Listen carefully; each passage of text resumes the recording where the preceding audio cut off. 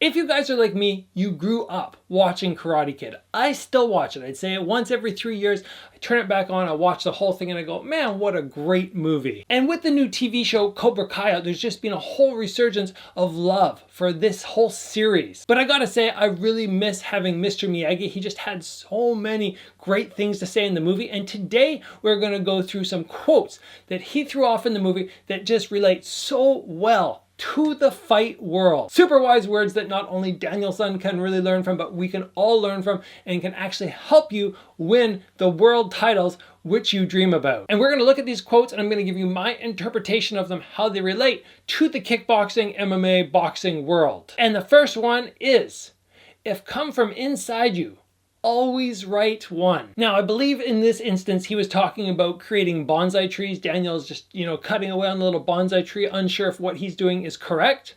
But I'm going to interpret this in a different way. And I'm going to look at it in the sense that everybody in the world, everybody who competes, everybody has their own style, probably wonders at some point, am I doing the right thing for me? And we've been talking about fighting with your physique in one of my new series. Everybody seems to be enjoying it. And what I really like about this quote is it really tells you if it's from in here and it's from in here and you're really, really feeling like it's you, then that's the way to go. Not the way that your gym is showing you. If you're somebody who likes to move like a boxer, you like to throw like a boxer, but everybody at your gym moves like a Thai fighter and it's not working for you, then you need to be able to change and do what your body is telling you is best for you. I just thought this was a fun way to sort of turn this quote around. When I saw it, I went, it's kind of like what I've been talking about with fighting with your physique. And guys, let's move on to number 2.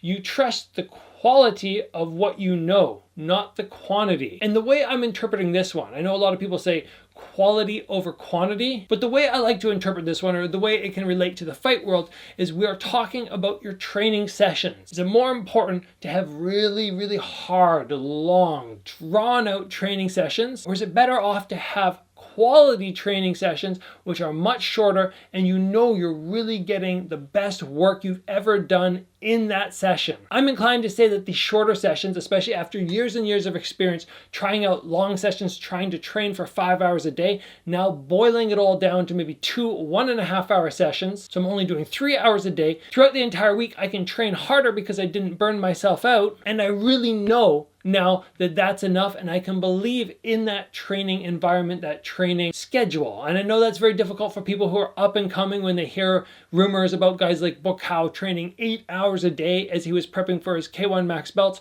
But don't be fooled by those numbers. They're not real. I was there. I was training with him. He does not train. He never did train 8 hours a day. I'd say 6. 6 is possible. They were putting in long sessions, but they were long and they were really drawn out, and you could have got it done in probably half the time if you just really banged it off and put the emphasis on the important stuff, the quality. That's what I really want to emphasize. All right, next up, the quote is, first learn stand, then learn fly. Nature rule, Daniel-san, not mine. So all he's saying here is, you have to learn to stand before you try and fly. I think it was in reference to, the crane kick, don't get ahead of yourself. And this works exactly into many conversations I've had with my own students. Everybody wants to learn the spinning hook kick or tornado kick, cartwheel kick. And I go, whoa.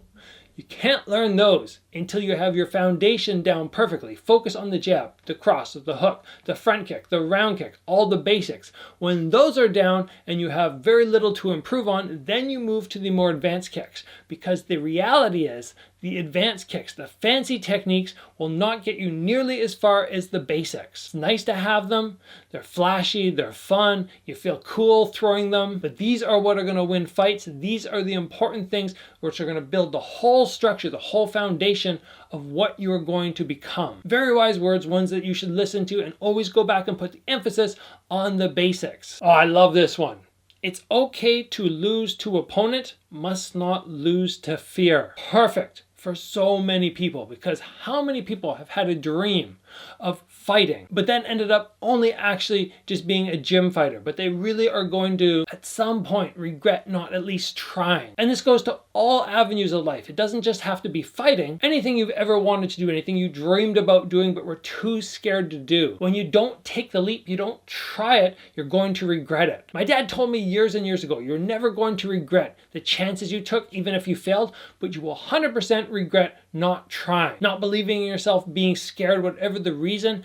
really focus in on if your goal is to be a Glory champion, a Bellator champion, whatever other belts there are. If you try and you finish off and you get your dream, amazing. If you try and you fall a little bit short, you can at least go, okay, I tried, I did everything I could, and I can be proud of that. So losing to your opponents or whatever other obstacles come along the way, you're going to lose at some point in some aspect of life. But never trying and giving into fear is a terrible thing to happen in your life, and you will 100% regret it at some point. Don't let it happen. We talked about this one recently in one of my other episodes. No such thing as bad student, only bad teacher.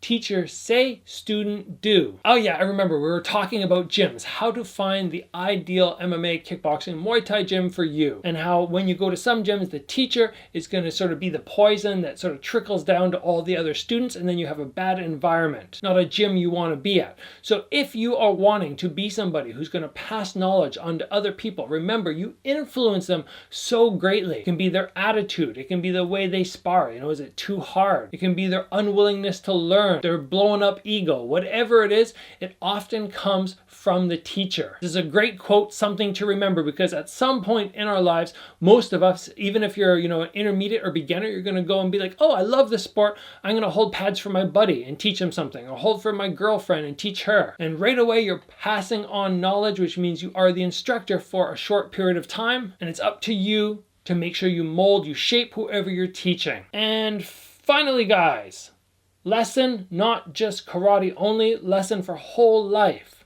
Whole life, have balance. Everything be better. This is one I love because I'm all about balance in my life, all about making sure that the training I do is not just for my body and does not just stop at the gym, but it comes down to mental happiness, mental clarity. It's what I put in my body, what kind of food I end up eating, not allowing myself to have caffeine, drugs, alcohol. In this instance, it's a little bit of karate, but mostly for me, kickboxing and fight sports. They've influenced my whole life for the better.